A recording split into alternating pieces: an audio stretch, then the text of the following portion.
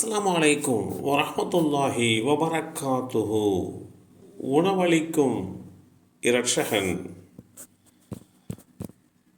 Abu Hurairah ரலியல்லாஹு அன்ஹு அவர்கள் அறிவித்தார்கள், அல்லாஹுடைய தூதர் ஸல்லல்லாஹு அலைஹி வஸல்லம் அவர்களிடம் ஜிப்ரீல் அலைஹிஸ்ஸலாம் அவர்கள், இதோ ஹதீஜா உங்களிடம் உணவு பாத்திரத்தை கொண்டு வந்து கொண்டிருக்கிறார், அவருக்கு அவருடைய இரட்சகனிடமிருந்து சலாம் எடுத்துரையுங்கள், கூச்சலோ களைப்போ இல்லாத முத்து மாளிகை ஒன்று அவர்களுக்கு சொர்க்கத்தில் கிடைக்கும் என்று நற்செய்தி சொல்லுங்கள் என்று கூறிய இந்த செய்தி ஸஹீஹுல் புகாரியிலே 7497 என்ற எண்ணிலே பதிவு செய்யப்பட்டிருக்கிறது.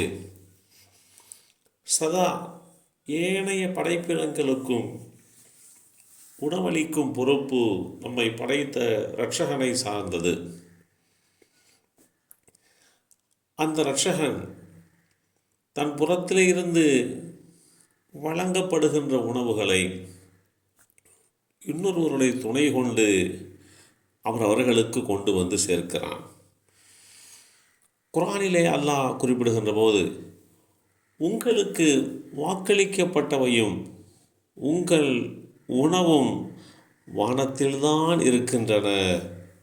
அல் குர்ஆன் அத்தியாயம் 51 சூரத்து தாரியாத் வசனம் 12 22 இந்த செய்தி தெளிவுபடுத்தப்பட்டிருக்கிறது. உணவு என்பது ஒவ்வொருவருக்கும், படைப்பினங்களிலே ஒவ்வொருவருக்குமே வாக்களிக்கப்பட்டது.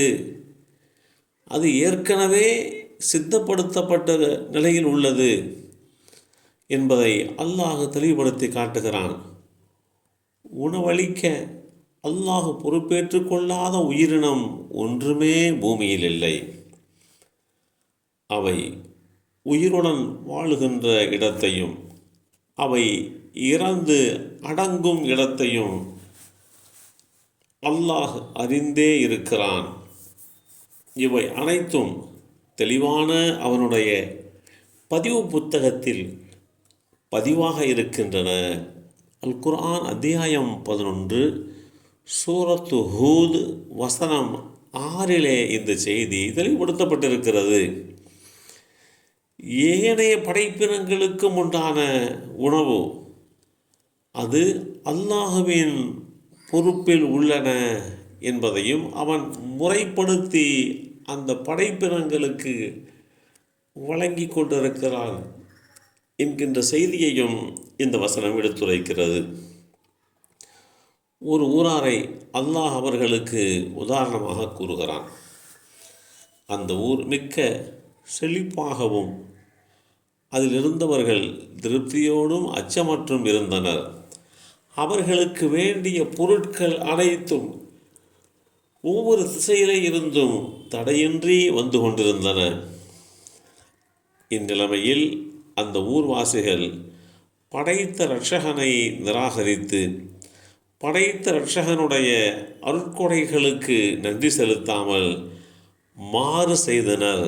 ஆகவே அவர்கள் செய்து கொண்டிருந்த தீய செயல்களின் காரணமாக அல்லாஹ் பசியையும் பயத்தையும் அவர்களுக்கு உடையாக அணிவித்து ஆடையாக அணிவித்து அவர்கள் அதை சுவைக்கும்படி செய்தான்.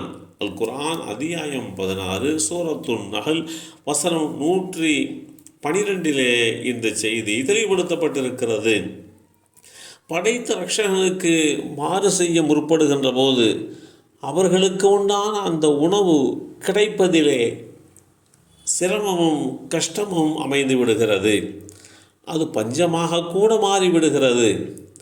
எனவே யார் படைத்த இரட்சகனுக்கு நன்றியுள்ளவர்களாக இருக்கிறார்களோ, அவன் பற்றி உண்டான விஷயங்களை புரிந்து நடந்து கொள்கிறார்களோ, அவர்களுக்கு விசாலமான வாழ்வாதாரத்தை உணவை அல்லாஹ் தருகிறான் என்பதுதான் நிதர்சனமான உண்மை.